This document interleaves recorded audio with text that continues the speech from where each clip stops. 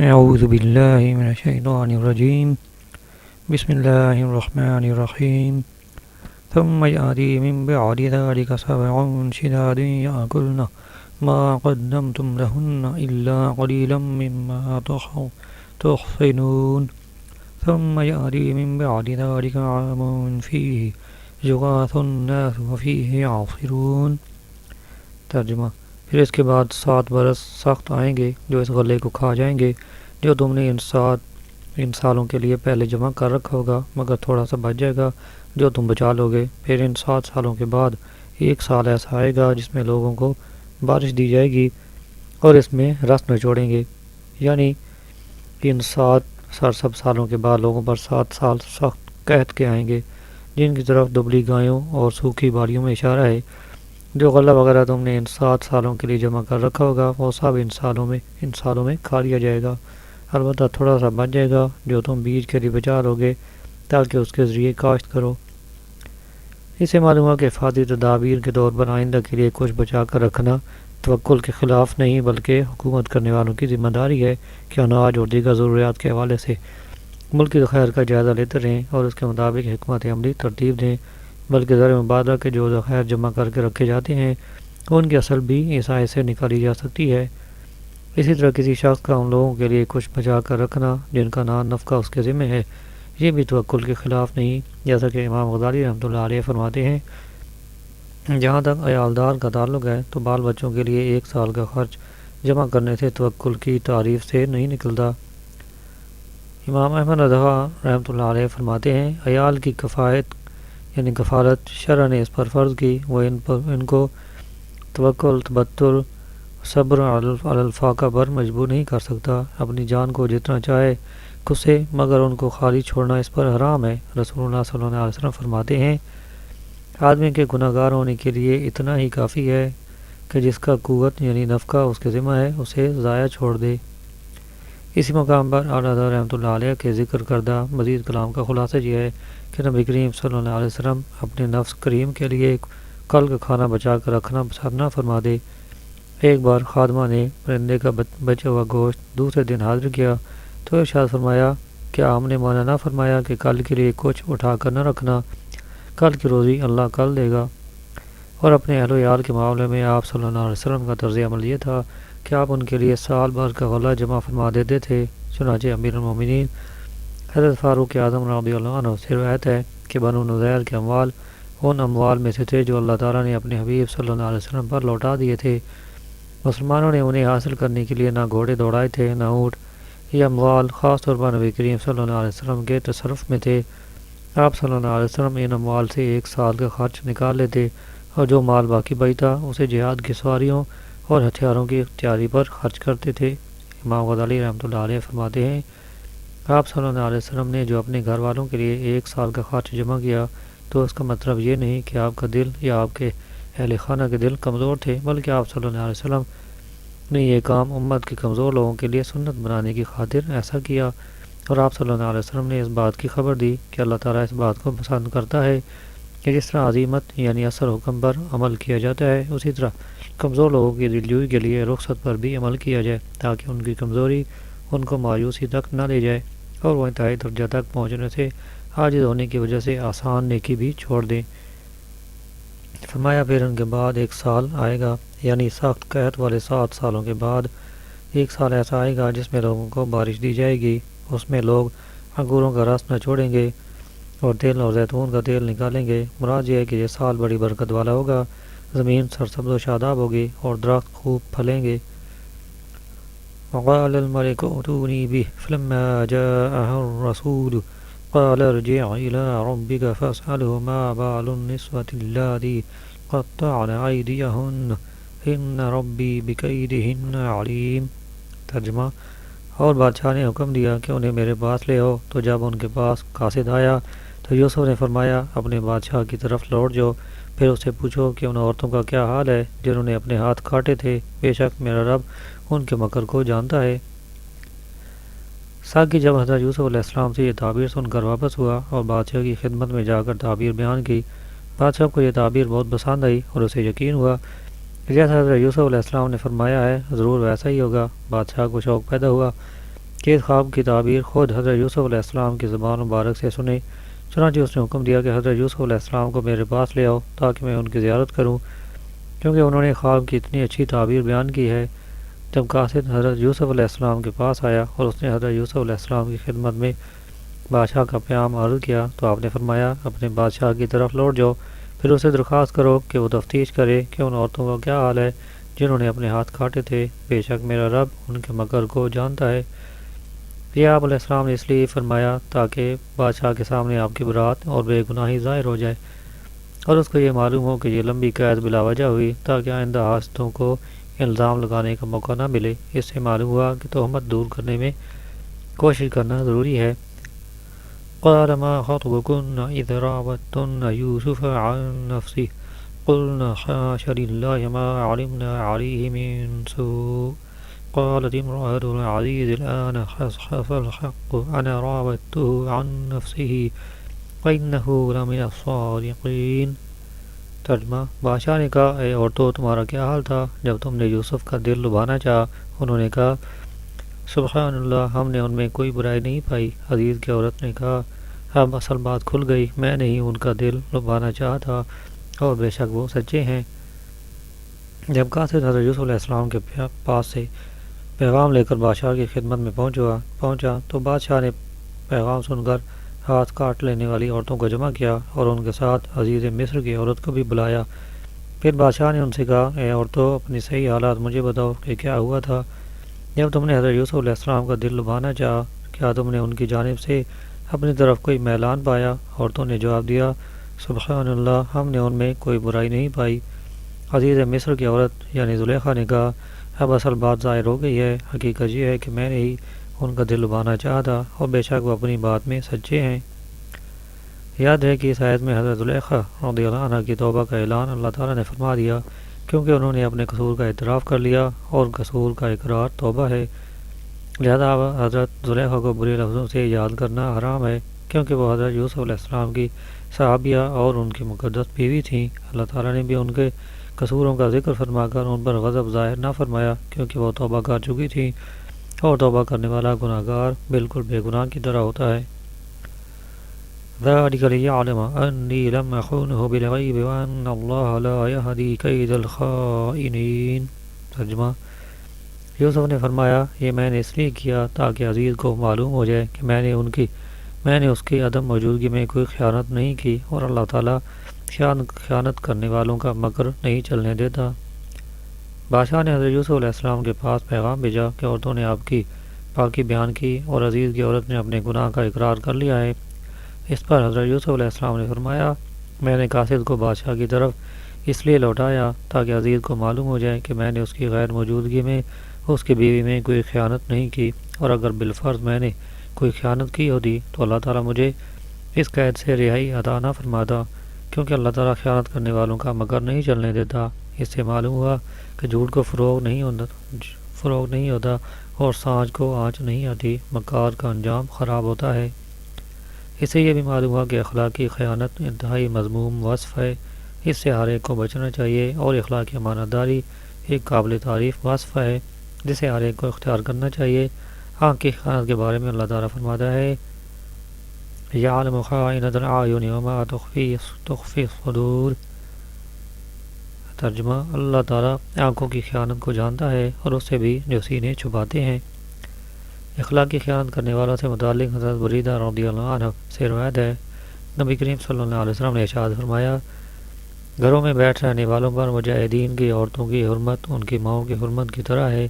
اور گھروں میں بیٹھ رہنے والوں میں سے جو شخص مجاہدین میں سے کسی کے گھر والوں میں اس کا نائب بنے اور اس کے گھر بار کی دیکھ بھال کرے اور وہ اس مجاہد کے اہل خانہ میں خیانت کرے تو قیامت کے دن اسے کھڑا کیا جائے گا اور مجاہد اس کی نیکیوں میں سے جو چاہے گا لے لے گا۔ اب اس مجاہد کی نیکیاں لینے کے بارے میں تمہارا کیا خیال ہے؟ حضرت فضالہ بن عبید رضی اللہ عنہ سے روایت ہے رسول اللہ صلی اللہ علیہ وسلم نے ارشاد فرمایا 3 شخص ایسے ہیں جن کے بارے میں سوال نہیں ہوگا اور انہیں حساب کتاب کے بغیر ہی جہنم میں داخل کر دیا جائے گا۔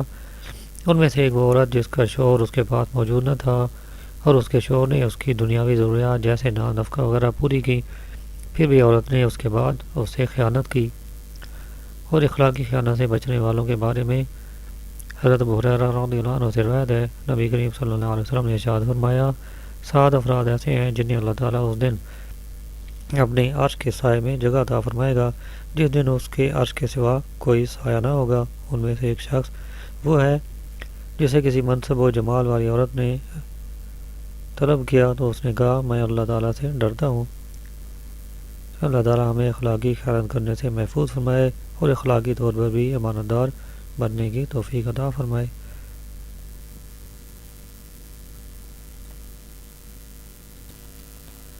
وما أبرئ نفسي إن النفس لأمارة بالسوء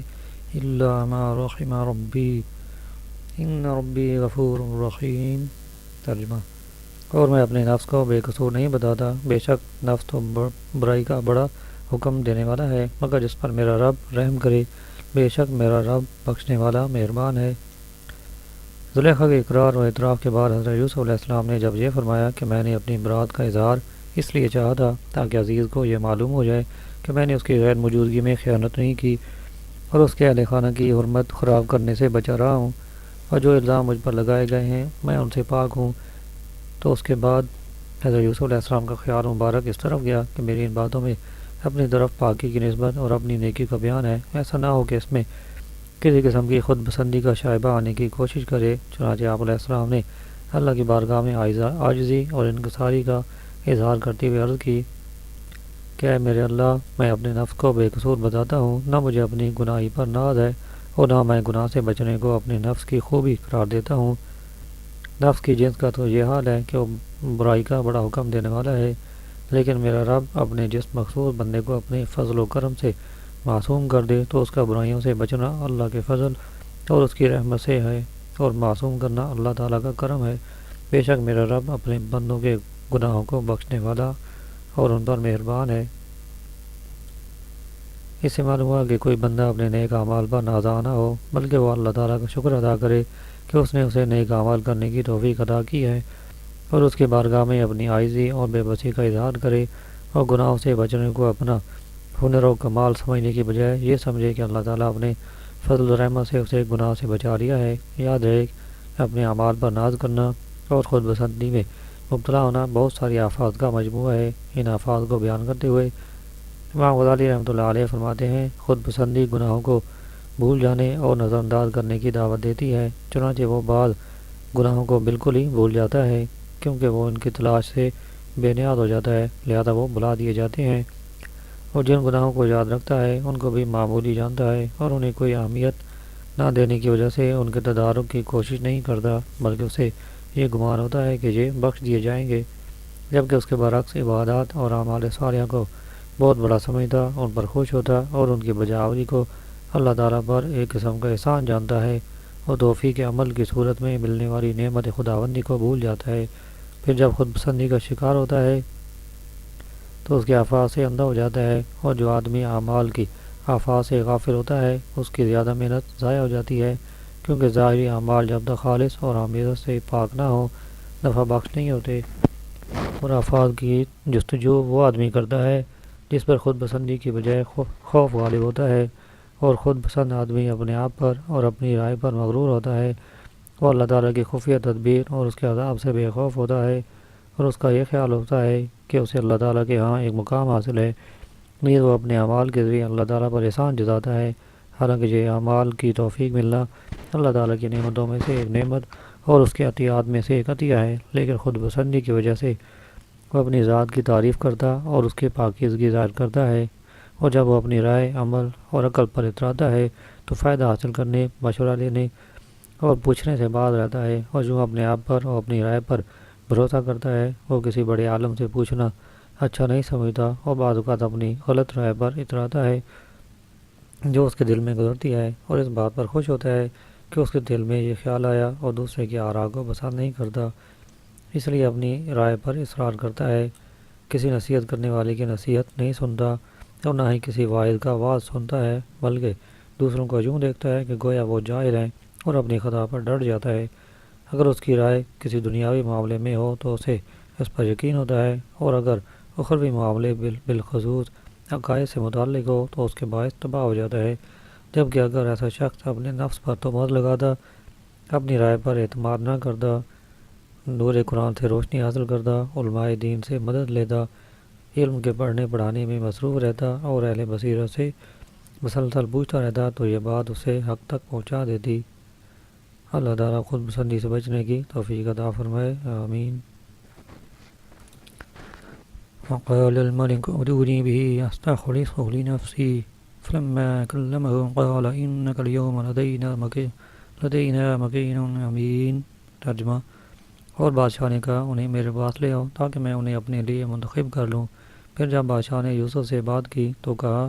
بے شک آج آپ ہمارے یہاں معزز امانت دار ہیں۔ جب بادشاہ کو حضرت یوسف علیہ السلام کے علم اور آپ کی امانت کا حال معلوم ہوا اور وہ آپ علیہ السلام کے